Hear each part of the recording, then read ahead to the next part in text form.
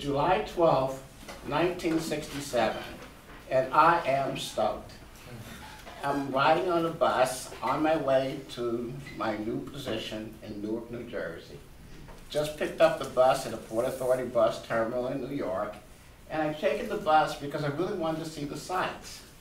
You know, I'm thinking, wow, you know, this is my first month on the job, and if I really like it, I may move to New Jersey. So I'm looking at the sights, and I'm feeling really good about being there. I was just appointed as a new food service director at Bamberger's department store in Newark.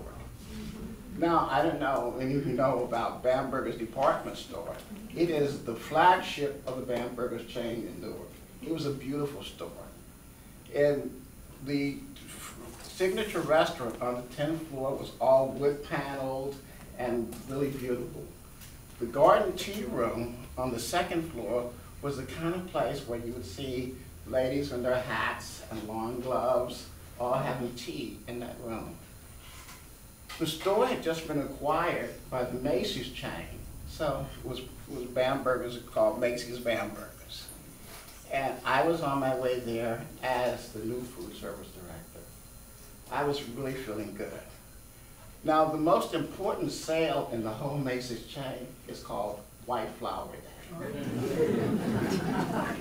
And I was on there, it was my first day as a manager in the White Flower Day sale. We get to the store, and of course there's festivities for all the managers.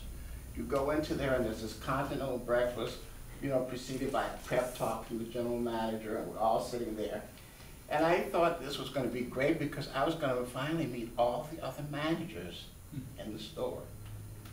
I walked into the store, and you can tell how my swollen with pride as associate from the Human Resources Department pinned this white carnation to my lapel, which signifies I was a manager.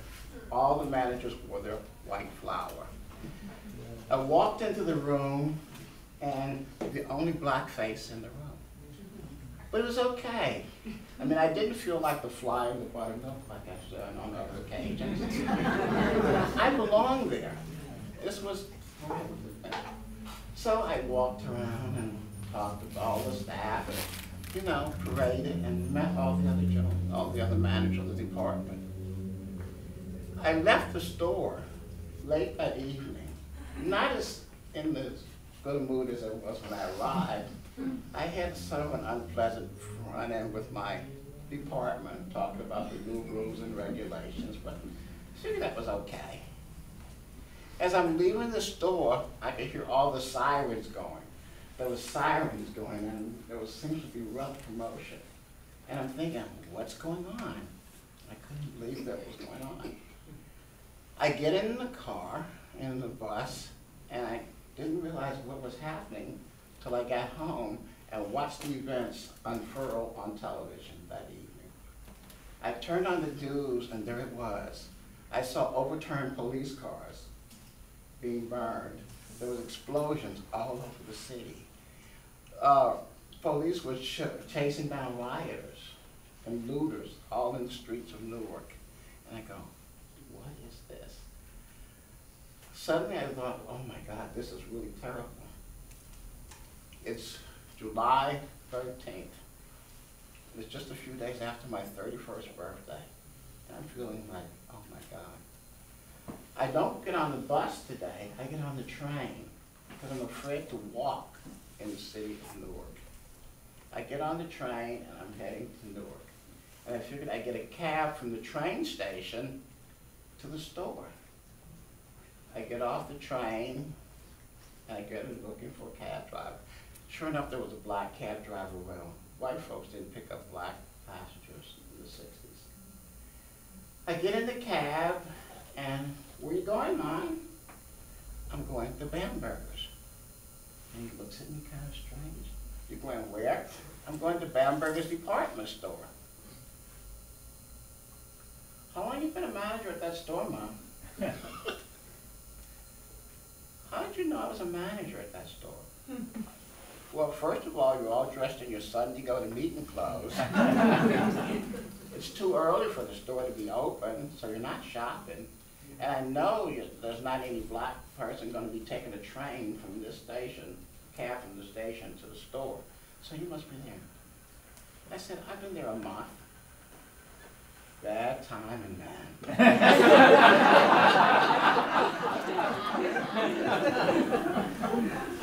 Get in the cab, and I say, did you know Mr. Smith who caused this problem? We all know Jimmy Smith. He didn't cause this problem, man. What you talking about? He was just the straw that broke the camel's back. What do you mean? Well, first of all, they were really stupid. You know, Hugh Adoncio and all his crooks who run the city, they beat that poor man to a pulp, and then they dragged him to the 4th Precinct police station. It's a hot night in July. 4th Precinct is right across the street from the Hay Street housing project. All those people are standing outside and they see this. Wow, yeah. So they drag him in, and a lot of the residents thought he was dead, so they ran across the street to see what was happening. What did he do? He disrespected the police department officers. How did he do that? The police officers were double parked, and instead of him waiting, he went around them. So they dragged him and beat him up to that. So, well, if that didn't cause a riot, what did? It's their total disrespect for the other black community in this town. Just last week, there was a fist fight in City Hall about the mayor's appointees to the Housing Commission. Now, the Housing Commission was the biggest problem in Newark. The Housing Commission had made way for tons of slumlords to take over the housing development. And there were all these slumlords who were doing it. On top of that, they decided to take over and knock down half the houses in the South Ward to build a school of medical and dentistry for the University of Jersey, destroying what few houses that were left. That's what caused this riot. The cab is then tumbling down on Washington Street. And I look out on Washington Street, and I'm amazed. There are no people. This is usually a busy, bustling street. And there are no people out there. What few people are there are rushing and looking around nervously, running into the buildings for sanctuary, right? Seeking sanctuary in their buildings. They're all scared. There are no vendors on the street. Usually there's paper vendors, news vendors, all of them. There's no vendors on the street at all. Cab that pulls up on the Halsey Street. Halsey Street now is right under front of the iconic Bamberger's clock. If you didn't know anything else about Newark, you knew where to meet, because all they would say was an iconic place was meet me under the Bamberger's clock. And everyone knew where the Bamberger's clock was. That was there. The windows are all boarded up. And the iconic Bamberger girl is not available. Can't see her anywhere. So I looked around and I'm thinking, what happened? Those riots lasted for 6 days. 24 people were killed. 24 of those African Americans were killed. They range in age from 10 to 75. See, this Louise Spellman was killed as she was sitting in her apartment. She was shot by a National Guard bullet as they were supposedly shooting at an alleged sniper on the roof. Louise Johnson, mother of 12, also sitting in her apartment, shot by an errant National Guard bullet. Eddie Watson, 10-year-old, his only crime was on his way. He was driving to school with his parents, in the car with his parents, and the bullet went through there. All those people were killed by an errant rifle fire. It's a year later, and they have a government investigation as to what caused those riots in New Jersey. Mayor Hugh Adoncio was convicted of extortion and bribery. The whole Housing Commission was also arrested and convicted bribery, and extortion. Those were the points that really caused the riots in New York, in Newark, New Jersey. It's a thing that now when I look at the paper and I see another White Flower Day sale, I think about that July in 1967.